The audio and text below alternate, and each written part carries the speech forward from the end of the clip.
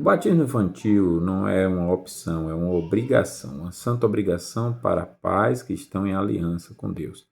E para entendermos, precisamos considerar que a Bíblia fala de duas alianças, a antiga aliança e a nova aliança. A antiga, que é também chamada na Bíblia de Antigo Testamento, a Bíblia inclusive tem essa divisão, Antigo e Novo Testamento, eram sombras do que Cristo cumpriria.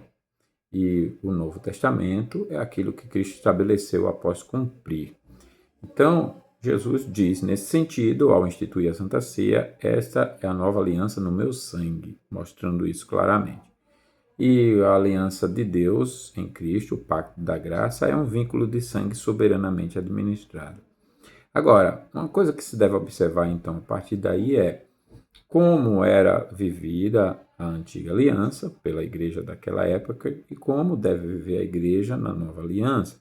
Ou seja, quais eram as exigências na antiga, quais exigências cessaram e quais, por quê também, né, e tal, e quais outras ordenanças Deus deu no seu lugar.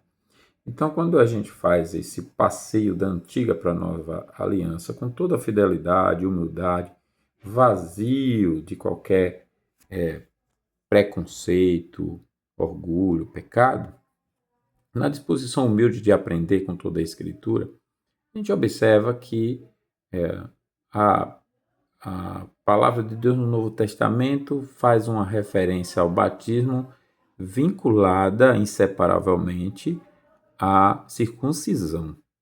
Por exemplo, em Colossenses, a palavra de Deus diz que nós fomos, quem é crente verdadeiro em Jesus, foi batizado, nós fomos batizados, nós fomos circuncidados, melhor dizendo, não por aquela circuncisão de mão, mas no batismo de Cristo.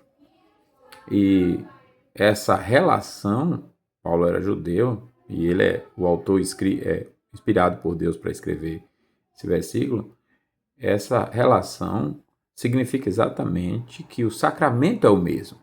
Então a gente volta para a antiga aliança, já que tem essa convicção, e observa quando esse sacramento era aplicado ao oitavo dia.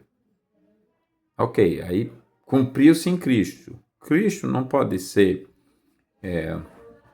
estudado sem considerar, estou falando do seu cumprimento, das coisas que ele estabeleceu, daquilo que ele se submeteu a receber, como é o caso da circuncisão. Nós não podemos estudar Jesus comparando com todo mundo, porque Jesus tinha que cumprir duas alianças. Então ele vai ser tanto circuncidado quanto batizado, mas ele é quem está cumprindo ambas. Agora, veja, se essa é a ordenança e esse sacramento é perpétuo, quando por que a igreja primitiva parou de praticar a circuncisão? Porque um símbolo foi colocado no lugar daquele sobre o mesmo sacramento. Essa é a questão. E aí você não tem nenhum texto no Novo Testamento dizendo que é para tirar a criança desse sacramento. E por que não está dizendo? Porque é suficiente o que foi feito. Porque significa que a criança faz parte. Porque o que foi feito na antiga aliança continua na nova aliança. Então, entre outros motivos, a criança só deveria ser tirada desse sacramento se houvesse uma ordenança direta dizendo que no lugar do, da circuncisão é o batismo, porém as crianças têm que ser tiradas. Mas nós não temos essa ordenança. E alguém disse outra vez o seguinte: o silêncio às vezes fala mais do que a própria presença. O silêncio já está falando. Ele está dizendo que não é outra coisa, é só aquilo. Que não é para tirar a criança, é para manter. Então é o que ele estabeleceu, não mexe. Nós devemos manter o que ele estabeleceu. Então, você que é pai crente, não é o que sua igreja diz, é o que Deus diz na palavra. Não faça dos homens senhores da sua fé. Se a sua igreja não batiza criança, ela está dando grandes evidências de que ela não tem toda a Escritura como única regra de fé e prática. A Bíblia não é questão de interpretação pessoal. A Bíblia é uma questão de interpretação dela mesma. E isso não quer dizer que é a minha interpretação está correta. A palavra de Deus é clara sobre isso. Então, você não está batizando, você não está apresentando para o batismo, você está pecando. Ou você não crê que a promessa de Deus para você também é promessa para o seu filho. Você não crê que Deus é poderoso para salvar seu filho, até no ventre. Então, não aceite a rebelião contra Deus. E cuidado com essa consciência de tranquilidade em não batizar.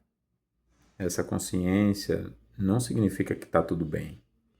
Deus está irado com todos os pais que não cumprem a exigência dele do batismo sobre os seus filhos. Preste bem atenção nisso. Então, corrijamos isso, batizemos nossos filhos. E após batizar, cumpramos os votos que fizemos no batismo feito ao Senhor. E creamos. As promessas são para nós, mas também para nossos filhos. Quem crê e for batizado será salvo. Não é possível que nenhuma criança não vai ser salva. Né? Que Deus nos abençoe.